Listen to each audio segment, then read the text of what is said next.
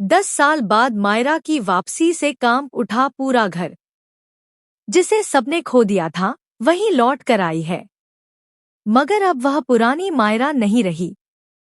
अब वह है मायरा अंशुमान राय चौधरी, एक ऐसा नाम जो अब डर भी बन चुका है और उम्मीद भी।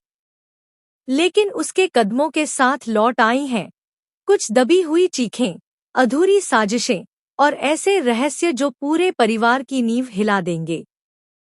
यह रिश्ता क्या कहलाता है में 10 साल बाद की इस नई कहानी की शुरुआत होती है एक धमाके से जिसमें कोई किसी का नहीं रहता। गीतांजलि, अरमान और मायरा मिलकर बनाते हैं एक खतरनाक प्लान, और इस प्लान की पहली शिकार बनती है वह शख्स जो कभी इन तीनों की जान था, अबीर। अबीर जिसने मायरा से बेइंतहा मोहब्बत की थी और अरमान को अपना भाई माना था।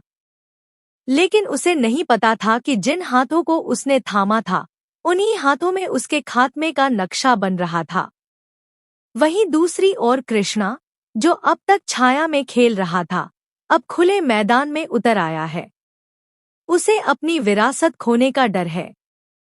जब उसे पता चलता है कि अरमान को कंपनी में हिस्सेदारी मिल गई है तो उसके पैरों तले जमीन खिसक जाती है। वह किसी भी कीमत पर अरमान और अबीर से साइन करवाना चाहता है और इसके लिए वह डर, धमकी और साजिश की हर हद पार करता है। गुंडे भेजे जाते हैं, पीछा होता है और फिर एक एक्सीडेंट। पर यह कोई हादसा नहीं था। यह एक सोचा समझा मर्डर प्लान था। और इस पूरे खेल का मास्टरमाइंड कोई और नहीं बल्कि अंशुमान निकला, वही अंशुमान जिसने मायरा को 10 साल पाला, जिसे मायरा ने पापा कहा। वही उसकी कहानी का सबसे बड़ा विलेन निकला।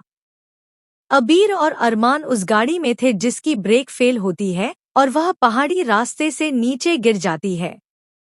मायरा को किसी तरह बचा लिया जाता है, लेकिन उसके सामने उसके दोनों सबसे करीबी लोग अपनी जान कुर्बान कर देते हैं।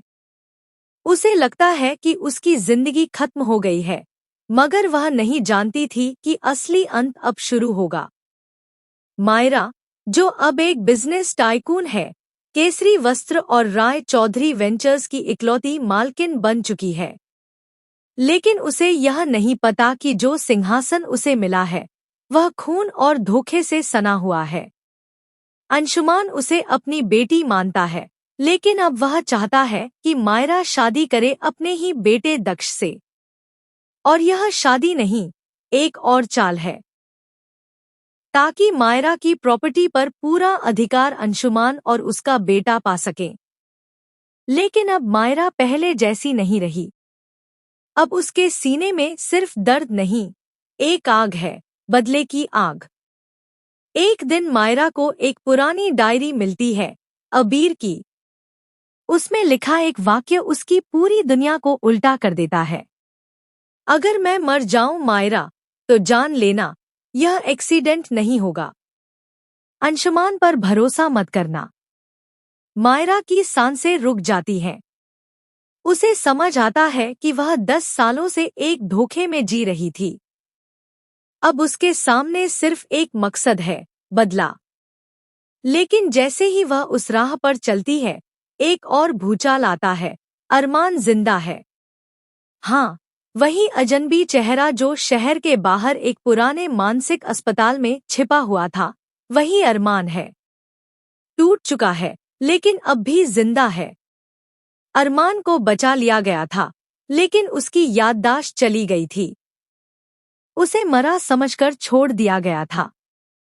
लेकिन उसकी आंखों में अब भी वही मायरा के लिए प्यार और दुश्मनों के लिए नफरत थी। जब मायरा और अरमान की मुलाकात होती है, तो शुरुआत में वे एक दूसरे को नहीं पहचानते। लेकिन जब अरमान की टूटी यादों में झलकती है एक लड़की की मुस्कान, वह मायरा की होती है। टूटे शब्दों में,